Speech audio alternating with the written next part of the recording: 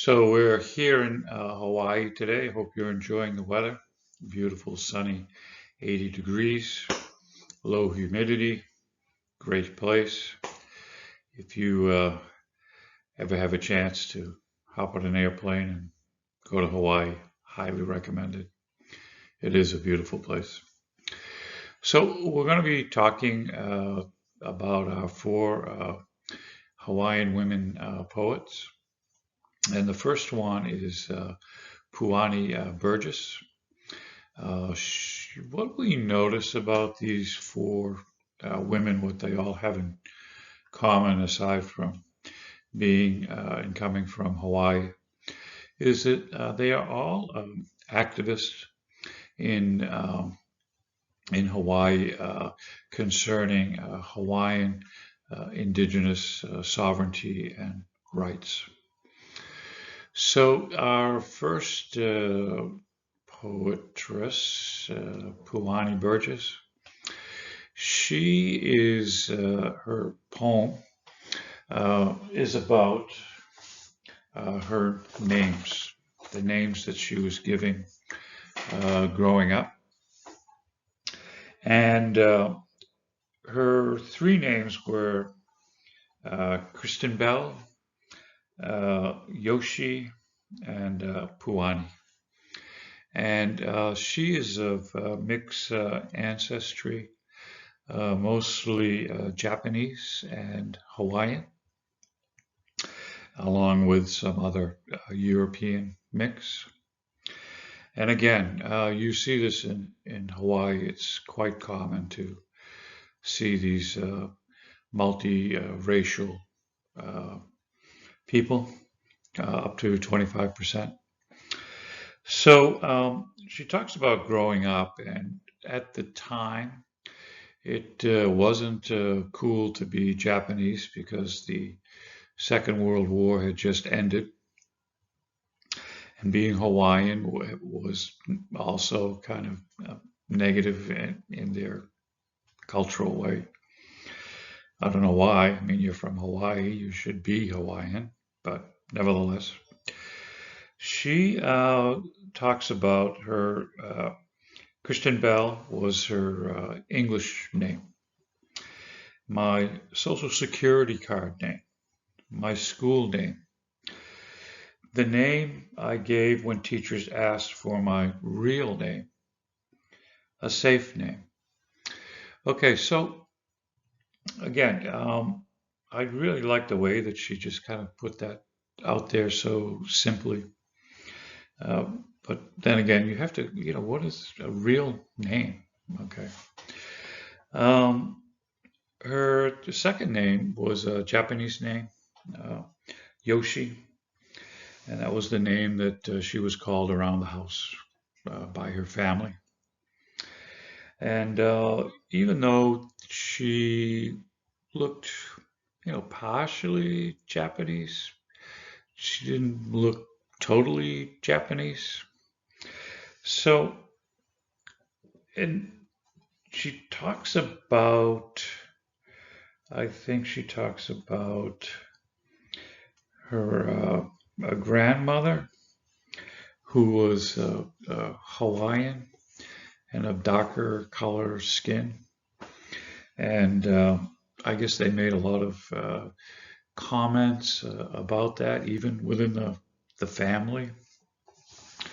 So she finally, after time goes by, and she grows up, she finally decides her Hawaiian name as her chosen name. And a couple of the vocabulary words that were in the poem, Hawaiian. So piko is the considered the navel, the belly button, for lack of a better word, where life begins, and it represents tranquility and spirituality, regrowth, and new beginnings. Ana is the love of the land. Now, this theme of love of land, the land as mother, the nurturer, the provider of food and medicine and water and all the things that humans need to survive. It's a very common thread, not only in native Hawaiian culture, but throughout indigenous cultures around the world. Very much connected to the land and the preservation of land. And Poe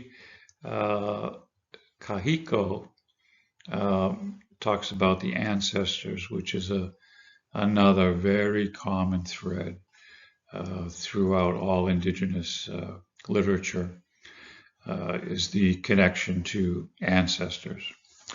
And in fact, the traditional way of introducing oneself, even to a new friend, but not to a new friend, but to a group, you would never start out by saying, I am. You would start out by saying who your ancestors were, and you would talk about them. And in many ways, in First Nations culture, it's impolite to refer to I, myself. So try to say a few sentences about yourself without using the word I or me. It's really difficult, but a totally different cultural reflection. So there is a short video that I'll put in the box below the YouTube, in the description box. And the first 5 minutes, just take a look at the first 5 minutes of it. It's kind of lengthy, but she talks about this whole naming issue that she faced growing up in Hawaii. So our next poem is from Maliaulani Perez-Wendt. It's called Hawaiian Mother. And in the poem, she starts off talking about something called a dream catcher. You can see a picture of that over on the top left. And this is a Native American, you'd call it kind of an amulet or a protection device, for lack of a better word. You would hang this maybe on your doorway outside your bedroom or above you where you sleep. And what its intention is to capture your dreams, that when you're dreaming at night. Because they believe that dreams have power. And if it's a good dream, you want to capture it. And if it's a bad dream, foretelling bad luck or bad situations, you definitely want to capture that, because you don't want that going out into the air or into the wind, because it has power, and that bad dream could happen. So she uses a lot of analogy describing her Hawaiian mother and the symbols of Hawaiian mythology and culture. The green sea turtle is a symbol for good luck, and it's a guardian spirit.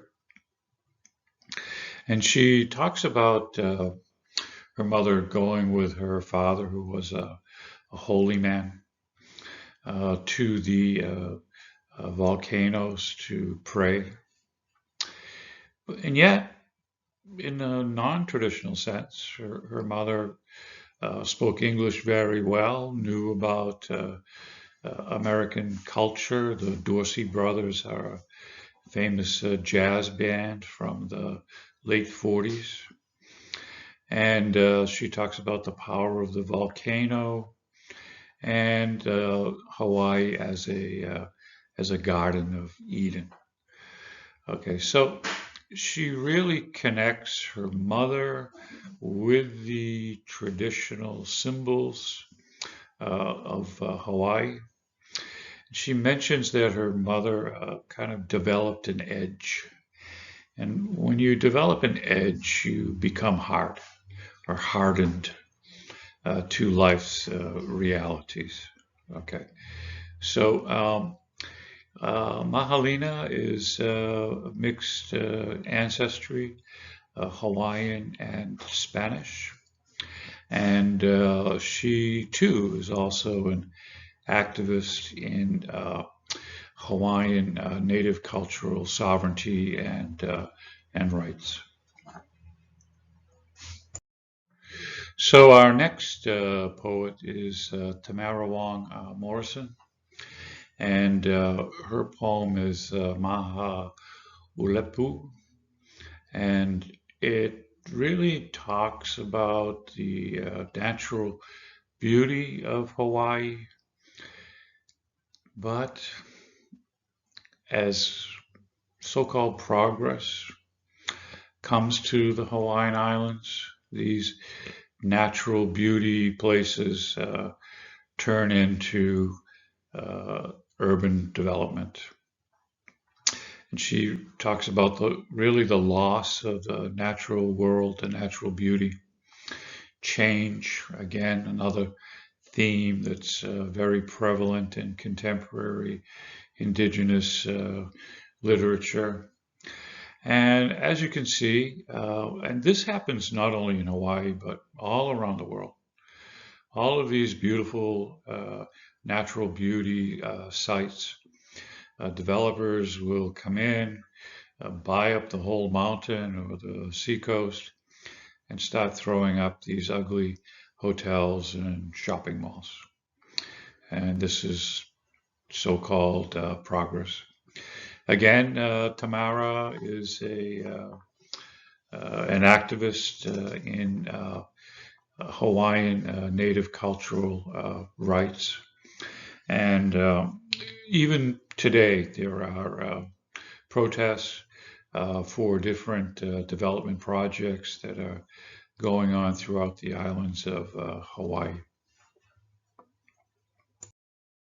So our final poem by Jamaica, let's try this one here. Heolimeleikalani is entitled My Last Painful Prayer. And she is the youngest of the four poets. And she is of mixed ancestry. It looks possibly Spanish and Hawaiian. And she was at the White House giving a performance for President Obama. And she's won several awards for her work. So the poem is really a struggle of her own identity. She talks a lot about skin, shades of skin color. She is more European looking than Hawaiian, and yet she wants to be more Hawaiian. She talks about her ancestry coming from Kamehameha. Kamehameha was the ruler of Hawaii during colonial times. She also talks about being coming from Captain Cook.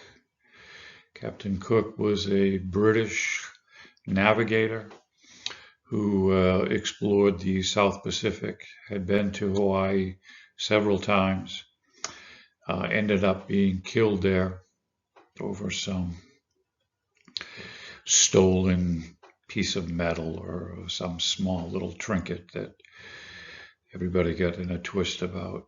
So She has a real identity crisis going on for herself, wishing to look and be more Hawaiian than she appears.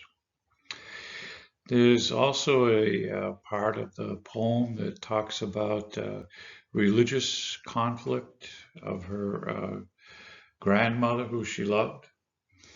And her grandmother was a Christian, a very devoted Christian.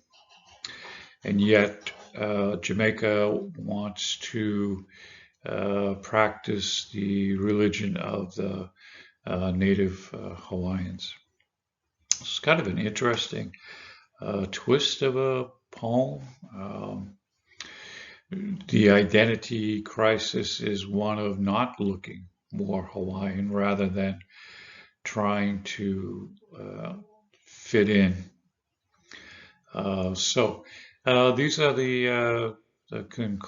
is the conclusion of the 4 poems from Hawaii. And next we're going to talk about